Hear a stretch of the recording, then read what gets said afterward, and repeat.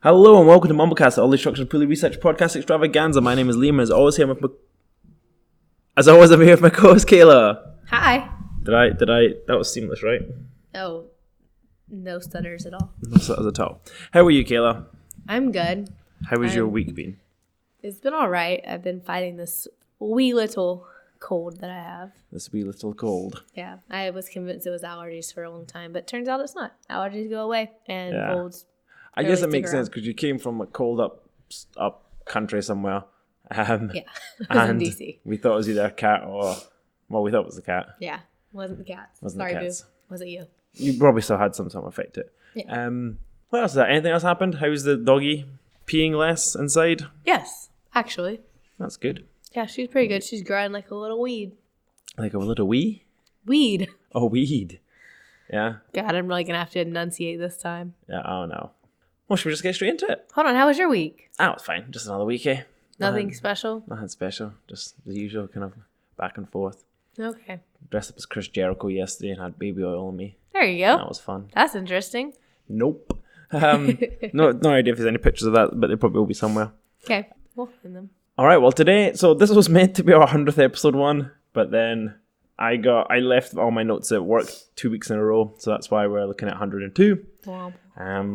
And this will But probably Hank's really expand over a couple of episodes because the concept was... So the concept is I'm basically going to tell you some interesting facts about every year for the last 100 years. Perfect. But I want to talk about each one a little bit. Okay. So that might go on for a long time because 100 years is 100 years. There's 100 things different we have facts. to talk about. So yeah, we might have to split this into multiple episodes because we're trying to keep it to about 20 minutes. Yes. Okay, nice. So in that case... Let's get ready to mumble. Now, a lot of these, like I literally went through interesting fact 1999 or 1919, and so it was like they're all individually. It's not like one website's giving them all, so they're a bit random. Okay. Some of them actually kind of cross over, some of them don't. And so we're gonna start with 1919 or 2019. 1919. We're gonna start Sweet. way back and come forward. In the old days. In the good old days, when I was just a boy. This actually we started in the year before my granny was born. She was born in 1920. Started 20 years before my grandma. 21 years before my grandma was born. Damn. Okay, so in 1991, the US life expectancy. Can you guess what it was for a man and for a woman? Life expectancy. So that's 100 years ago. What was the life expectancy for a person? 43. Oh wow. Okay, that's actually pretty low. But no, here was 53 and a half years for a man and 56 years for a woman. Okay. Which I don't know what it is now. I'm assuming it's a good bit more than that now. But I don't actually know. I should have researched it and put it on. Yeah, okay. Because, let's see. I don't know anyone who's died personally under the age of 60, I don't think. Unless it's been a tragic accident type thing. And even then, I don't know many people. So I wouldn't have thought it's... and this is in the US, so I think it's probably peaked a little bit and probably dropped back down a bit. So as of 2016, so 3 years ago, average life expectancy in the U.S. was 78.69 years. Okay, so it's a good 20, almost 30 years more. 25 years more. That's pretty good. Is that for man and woman, or does that change? It just said, it's just giving a general. I wonder what, if it's just healthcare, really.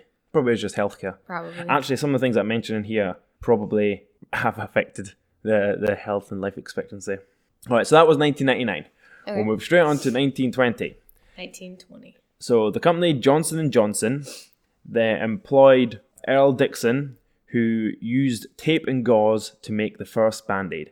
So he was randomly working for Johnson & Johnson one day and just used tape and gauze. That's cool. And the then they said, hey, liked the this idea is of a it, brilliant idea. and he made the first Band-Aid Yeah. from that. So that's where it started. I didn't know Johnson & Johnson created it, which is kind of cool. Yeah.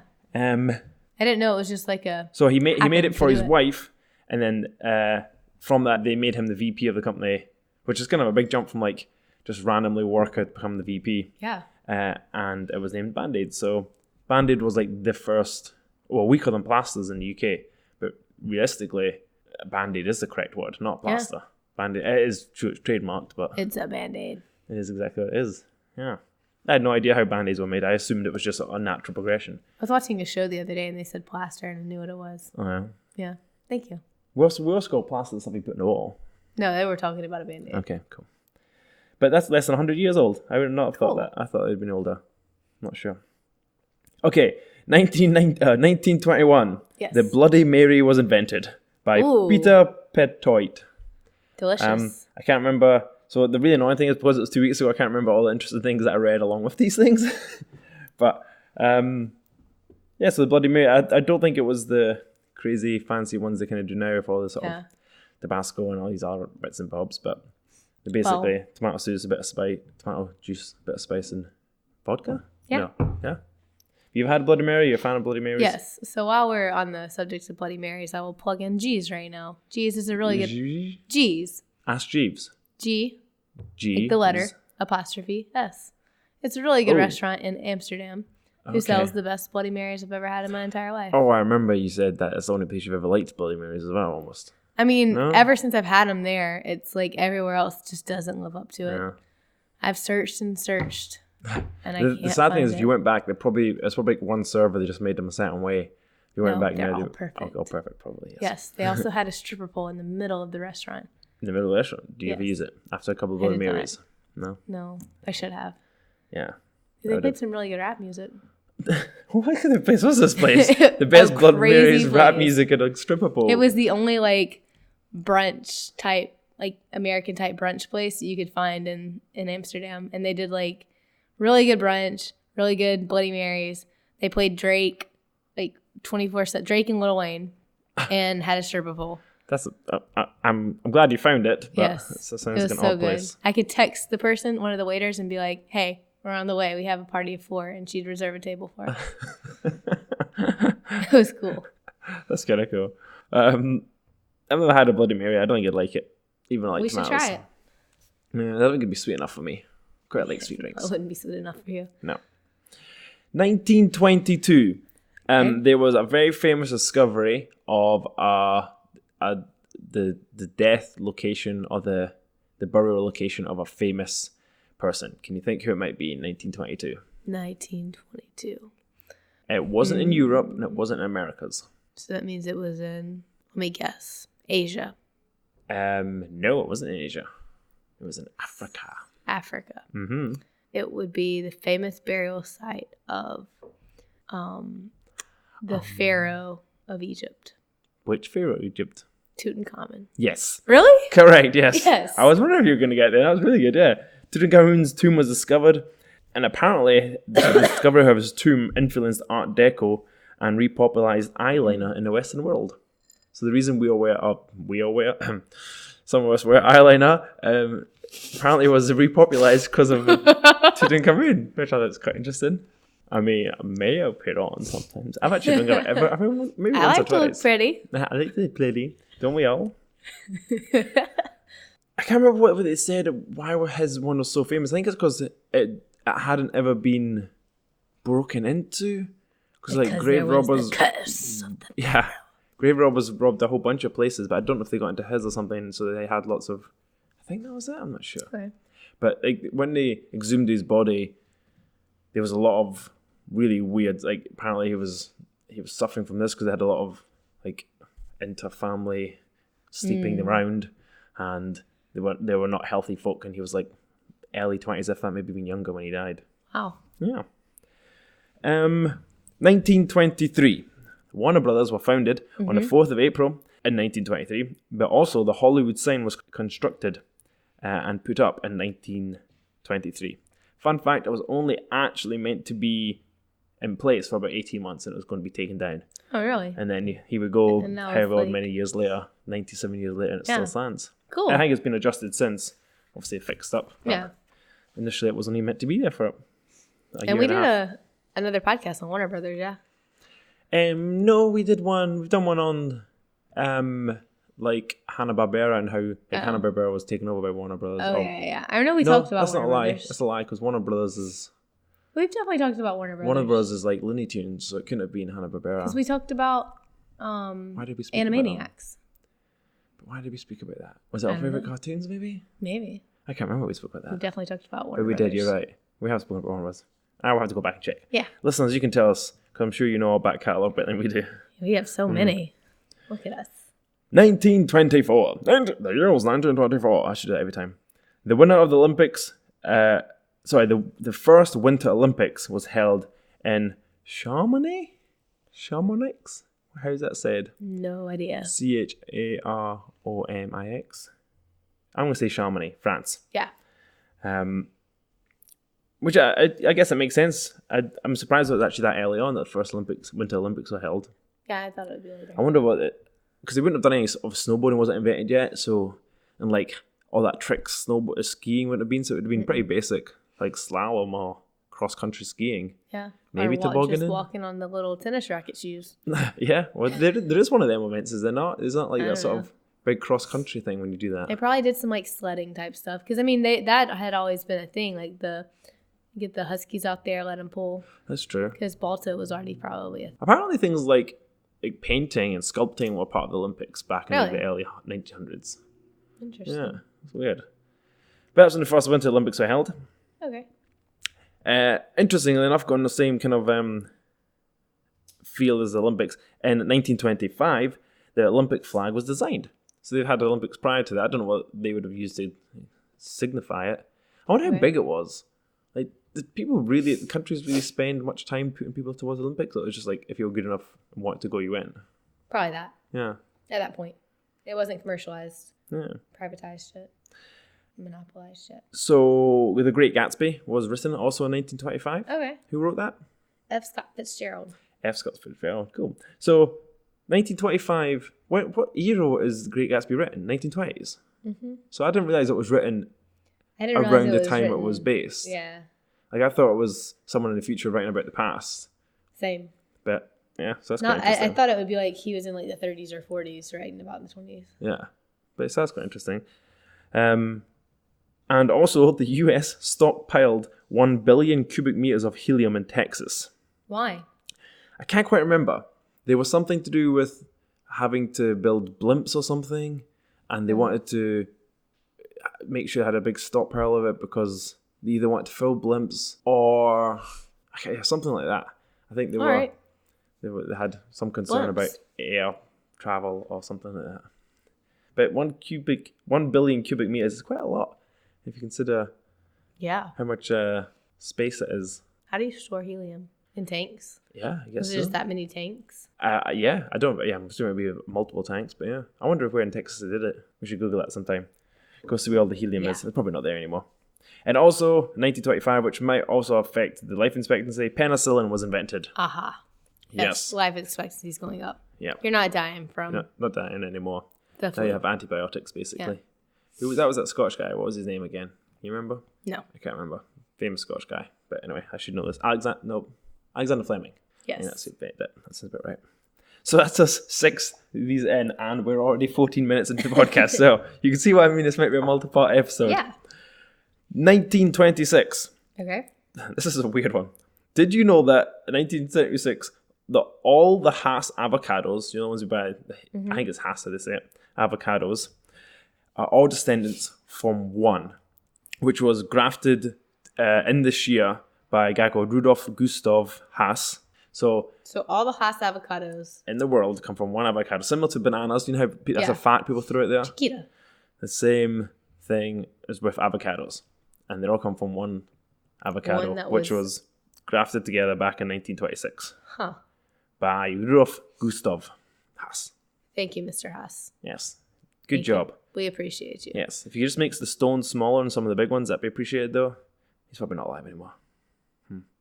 And also, everyone's favourite honey-eating bear was created. Winnie the Pooh. Winnie the Pooh was also created. Do you know who created Winnie the Pooh? I did not know until I researched this. It's not that person, right? No, I don't think so. Who is it? E.H. Shepard. No. I have no idea what the E.H. stands for. I didn't look into it. But yeah, Winnie the Pooh was invented by E.H. Shepard. Okay. Cool. All right. Do I like Winnie the Pooh? I think Winnie the Pooh was never really invented to me. We spoke about Winnie the Pooh before recently. Yeah, I know you said you watched that Christopher Robin TV show and you told me to watch it. Oh, the movie was good, but when I was little, my dad used to rock me to sleep to the Winnie the Pooh. We did this last time and I did a Winnie the Pooh voice. You got to give me a Winnie the Pooh voice now. I thought I did it last time. No, I did it last time because my first syllable sounded good and I tried it again and it sounded crap. What did you say again? I think I just went, I don't know. I was like, oh, I'm Winnie or something. Oh. He says, oh, bother. He does say, oh, bother a lot. He's very camp. I'm hungry. I'm rumbly in my tumbly. No, but it's more of it's like a whine. I don't know how to, I can just say his lines. What? I can just say what he says. I don't know how to sound like him. That's fair. But I say I'm rumbly in my tumbly. I'm rumbly in my tumbly. I'm not on that the regular. 1927. Charles Lindbergh's first solo flight across the Atlantic. All right. 1927. And then trick or treat, apparently, the term trick or treat was used for the first time. Can you guess where it was used? In Germany. I know, I don't think the phrase trick or treat would be used in Germany for the first time. Salem. Not in Salem, no. Where? Alberta, Canada. Really? Yeah. I don't know why it would be used there, but I don't know why They're too nice to trick anybody. Yeah. Well, maybe that's why I was like trick or treat rather than abuse or treat or kill or treat or something else. Kill or treat. But I'm surprised that's made it out of Canada. Yeah. Hey. 1928. The blue parking sign, P, was invented in Amsterdam. Okay. Which I'm kind of surprised that they invented that and that's been so globally used. But cool. That was invented in 1928. Which is, I guess, when did cars were invented? Or like driven? Like early 1900s? I don't know. Like 1915 or something? Henry Ford. But I don't remember when. I think, yes. Have I told you my Amsterdam parking lot story? I don't think so. Hit me with it. So this one time at the airport, we were close by, so every time people would fly in, I'd go pick them up. So this is the first time, I think it was the first time anybody had come. It was Drake's parents, or Drake's mom and brother. I drive to go pick them up. I drive in, and there's a parking sign, but it's like on the first level, and it shows up like a picture of pilots. So I'm like, okay. So I go up a level, and it's like stewardess, or like captain or something. I go up a level, and it's the next person. I go up a level, and it's like stewardess. I go up a level, and it's like, it just keeps going with different people, like different jobs each time. I'm like, fuck, where do like normal people park, like that aren't any of these jobs? Mm-hmm. And then I realized that was their way of letting you remember what floor you were on. Letting you remember? Oh. You didn't have to be a pilot to park there. Oh. See, that's confusing. Yeah. Why that? What? Nobody, just floor 1, 2, 3, 4. I don't know, but. So we're stewardess G6 or something. Something like that. Okay, wow. But it took me getting all the way to the very top. That's funny. What was at the very top? I don't remember. Like bus boy, like I don't remember. The guy that cleans the cups afterwards or something. Janitor. Yeah, that's funny. I felt so dumb. Now the world knows. Also in 1928, peanut butter cups were started to be sold. Like Reese's peanut butter cups? Reese's, exactly. Those exact peanut butter cups were started to be sold. Delicious. However, they used to be called penny cups back then. Penny cups? Penny cups, Penny cups. Is that because they were a penny a piece? I think that was either that or they were the size of a penny initially. I can't remember. But I'm not 100% sure. No, because a penny's really small here, isn't it? Yeah, I think that. Yes, it must not be. They'd be like a Reese's Pieces. But a penny would have been a lot for a Reese's Pieces back then. 100 years ago. 90 years ago now, actually. We're up to 1928. I don't know. For a 2-pack? Penny would have been bad. I think penny would be quite a lot. Is it? I don't know. How many pennies in $1? 100? How much was $1 back then? I don't know. How much is a peanut butter cup now? $2.50? Damn, okay, that would have been pretty good then, I think. I have no idea how much people paid. Because I remember my dad, when he started work, he was paid like £27 a month or every 2 weeks or something. I was like, how did you live on that? I was like, oh yeah, you're old. So, yeah, it was a fine wage. You could survive. So, I can't see. Oh, wow, okay, yeah. So, no, wait, what's the inflation? Oh, $1. Oh, I'm looking at the top now. Okay, so, yeah, there's no way. So, we've just looked at the inflation, and it says that $1 would be equal to $15. So, therefore, 1 penny would be $1.50. Actually, that's about right. Yeah. Okay. Yeah, so, no, it would be equal to 15 cents. I've got this way wrong. My maths is way off today. Okay, so 15 cents, that's a great deal still. Yeah. So penny cups would have made sense. Yeah. Okay, figured it out. Thank you, accountant. And on this episode of Quick Maths. Oh, no, God, we've not done that in a while. That was Struggle Street. All right, 1929. What famous investors accounting type thing happened in 1929? Crash of the stock market, the Great Depression. Yeah, exactly. The Wall Street crash happened. I don't have any more information about that, which is really weird. But I should have some more. What were the famous first words of a very famous cartoon character in 1929? Yeah. Well, first of all, let's figure out the characters. Bugs Bunny. Nope. Mickey Mouse. Yes. Very famous first words. I didn't know these first words. Hi there. Nope. Hello. Nope. Think food. Cheese. No. I guess that makes sense. He's a mouse. Yeah, okay. I didn't see where you're going with that, but okay. Yeah. No, not cheese.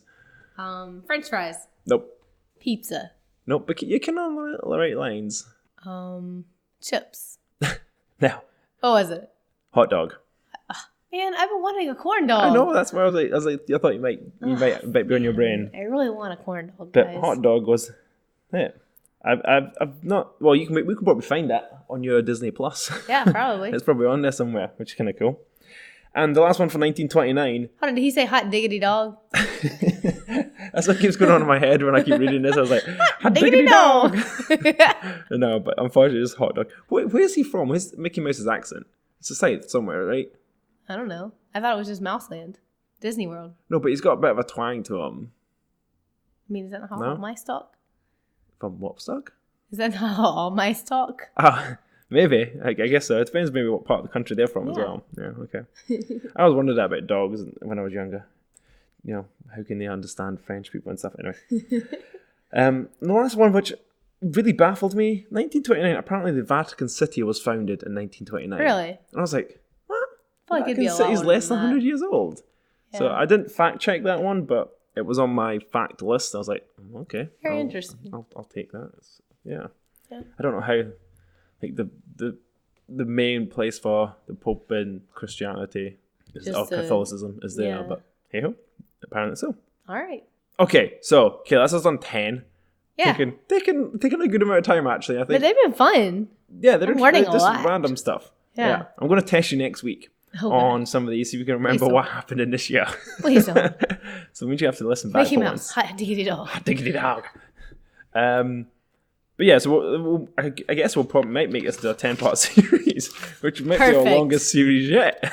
Yes. Other than Mumble Jumble, because that was also a long I guess it's probably worthwhile because this took me, if I was at work these days, which I wasn't, but if I was, it took me about 2 days to put together. That's because, as I said earlier, I individually searched them like an idiot. Yeah. I'm sure there's a website for facts like this, but then they would have all been the same, and this is cool. Yeah. This has your touch on it. And I think of the later ones, I've written some more facts with them, like something a bit more interesting rather than just the title names. All right. So come back next week for 1930 up to 1940, I guess. Yeah. Cool. All right. Shits and hits? hits. All right. Do you have any shits and hits for me? So I have an intermediate if it's a shit or a hit. Okay. So I have this problem. We definitely need to make ourselves our own wee shits and hits theme song. I started doing it on Garage Band. Huh. But it was taking a long time. Okay. Yeah, We need to have one. A little jingle. Yeah. Like da-da-da. Shits and hits. Yep. Anyway, continue. So I keep having this problem where Netflix sucks me in with the Netflix original TV shows. Okay. So another one got me this week, which I haven't felt good. So I felt like I needed to just kind of like take a break and just, especially in the mornings. The 100 wasn't a Netflix original, was it? No, that one just sucked me in general. Okay. But this one is similar to that in certain ways, but it's called Daybreak. Daybreak. Yeah. Okay. Is it about vampires? Is it about vampires? No. Is it about people who like to sleep at nighttime? No. Okay, what's it about? Zombies. Oh, okay. That should have been my next guess. So similar to the 100, like something happens, destroys the earth, not destroys the earth. All the adults become zombies, basically. Adults. What age is that? What age is that start at? 18 and older. Is it based on mental age or physical age? I don't know, physical. Okay. And then all the kids, so now the teenagers are ruling society. Do they become adults once they reach 18 and become zombies? We haven't gotten to that far yet. I'm only 4 episodes Surely in. that's happening every day. Yeah. But anyway, okay. Now you're a zombie. Oh, cool fact. I think I've told you this on podcasts before. Apparently, if you have up to 22 people, there's like a 90% chance that one of those people will have the same birthday as you. Really? Yeah, so the way they used to say at home was if you're in the stand watching a football match, there is like a massive percent chance. I can't remember if it's something like it's over 50%. So I want to say it's like 75%, if not more, that someone on the field will have the same birthday as you. That's very interesting. Which is mental, because there's only like 23 people in 365 days, but apparently somehow statistically that works. I don't know. Crazy. Anyway, carry on. Oh, okay. So yeah, I'm not really sure how I feel about it just yet. The acting's okay. I like that it's kind of, did you ever watch Malcolm in the Middle? Mm-hmm. Lots of it. So how they like broke the fourth wall or whatever? Mm-hmm. They do that a lot. And I kind of like that because they are very snarky with it and like it's very sarcastic. And just especially this one little girl. In a Zombieland way, or in like yeah, they're directly speaking to the listeners, or is it more like a narration just to they're directly speaking to you. Okay, okay. So I can see why it's maybe a questionable shot hit. Yeah. I'm not 100% sure yet, but did you ever watch the Netflix version of Kevin Spacey, Bad Guy Now So Cancelled? No. What was it called again? Like that, that parliamentary one? Mm-mm. I can't remember this name of this. But you didn't watch it. Okay, because he sometimes broke the fourth wall as well. House of Cards. Yes. Because that was originally a British show, I didn't realise. He constantly broke the fourth. He didn't constantly, he did it. And that worked actually really well. But, yeah. This works with certain characters, but not all of them. So I don't know. I don't know how it's going to take a turn. We'll see. But it hooked me for the first couple of episodes. Yeah. So we'll see how it goes. Yeah, let us know how it goes if you manage to get a chance to watch anymore. I think that's it. There's a lot on Disney Plus I want to watch, but I haven't committed to any time. Oh, yeah. And we're going to have a lot of that going on. So I listened to Kanye West's new album. Okay. I wish I hadn't. And, it's Jesus is King. And it's like a gospel rap. It's not even much of a rap album. It's like a gospel album. It's interesting, and like I have a friend who's really into Kanye West, and he was bigging up this album. Like, it will be great because it's Kanye West and he's a genius and all this sort of stuff. And it's like, the album's fine. It's solid music, but it's none of his early stuff, and it's hardly even rap music anymore. Yeah. And I don't know if you've listened to it or not, have you? No, but I read a meme about it. I read lots of memes about it. Okay. The meme was like, he says Jesus so much, it's like my dad when he's trying to like fix something. Yeah. It was really funny. I get that. I don't know. Yeah, it's interesting, but fair enough. Hey, if this music is making, people are going to be listening to it, and he went to one of those big, massive churches this weekend. Really? Yeah, it was somewhere in Texas, I think it was as well. He went and like you had to get tickets for it because obviously it's Kanye West, but they couldn't sell tickets, so it was sort of this weird first come first serve type basis. Yeah. But then people were looking to sell them, like we can't sell tickets to go to a church, and it was this weird sort of thing going on. Huh. But listen to the album. So that's a couple of weeks old though, so yeah, that's not brand new. I'm trying to see what else was on my radar this week, music wise. Do you have any other shits and hits? I mean, I went to Sarah Bareilles' concert, and that was a big hit. Oh, how was that? Oh yeah, it was amazing. I bet she's amazing. I love her. Did she play all the classics? She played some of them. She played Love Song, of course. She does a couple. I just want to write you a love song. Yeah. Is that actually her? Yeah. Oh, I didn't know that was her. Yeah. Who covered it then that made it that Meatball it? What do you mean? Well, I've heard that, and it's definitely not her singing, I don't think. I don't know. Unless it was on a movie I heard it and it was her. It probably was her. It was definitely someone else that I think of. Anyway, carry on. We'll look it up. Yeah. She played a couple of her old things and then a lot of her new album. And then she played some of the Waitress, like the musical stuff too. Oh yeah. So it was really good. Okay. Yeah. And was there a big crowd for it? Yeah. Sold out type thing? I don't know if it sold out or not. The place in Sugar Land is kind of like super intimate. Like it's not like a huge like theater or anything, and so we were pretty close. Like that's cool.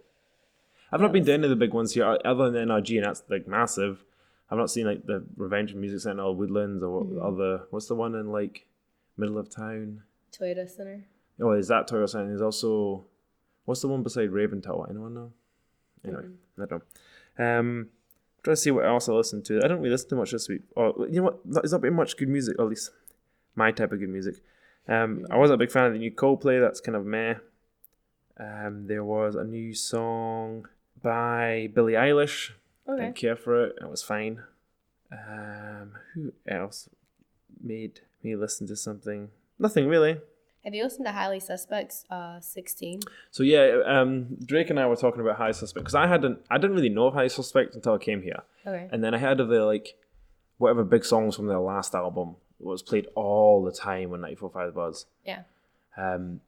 So I'd only had that song. I didn't really know of them, so I didn't had their rock music. So I listened to this new album, like 16. I think that 16 is a great, well-written song, and knowing the story behind it's kind of cool as well. You knew the story now? Only from the radio. Yeah, same. And then I listened to the album. I was like, this is a cool album for a band that I don't know what their genre is. Yeah. You know, just okay, this is it. And then Drake told me that their old stuff was better or different, and he preferred their old stuff. I was like, okay, I'll go check it out. I was like, oh, that's like a totally different band. Yeah. That probably felt like a rock band of like hints of this and that going on, and this was totally different music. But I mean, I like both albums separately. Yeah. I kind of want to just like them both and not relate them to each other, because then you get the whole sort of this sort of crap album now. But yeah, no, that was good. Yeah. Do you like it? The 16 is really cool. That story. You want to tell us the story for the people who have not heard it on the podcast? Oh, so he writes this really good song, and basically he fell in love with this girl, and then she got pregnant and was like, "Hey, I got your baby," and all the way up until the baby's delivered, and then the baby comes out a different color than he is, and baby's not his baby. Yeah, which is it's probably not as unique a situation as we think it is. Yeah. But it's interesting to happen to someone so famous and blah, blah, blah. And I don't know when this happened, if it was years ago before he became famous, but yeah, it was interesting. Yeah. I thought it was good. It's quite an emotion. It's quite he's got a good voice. Yeah. I think did I watch anything else this week? Oh, the new season of Jack Ryan is out. So that's a Tom Clancy character, and it was on Amazon Prime, and it's got John Krasinski from The Office. Okay. In it. He's Jack Ryan. And it's good. The first season was pretty good. It's only 6 episodes. This one's pretty good. It's solid. Cool. That's all I've watched, really. That's it. All right, should we call it there? Yeah. All right, cool. Well, join us back. We probably won't do another episode this next week. It might be the week after. I'm not sure yet. We'll need to have a pod chat after this. But either come back next week for this or something else. And that's it. Yep. Hit us up at the MumbleCast on Instagram and Twitter. Yes. And as always, I've been Liam. And I'm Kayla. And this has been MumbleCast. Bye. Bye. That was a good one.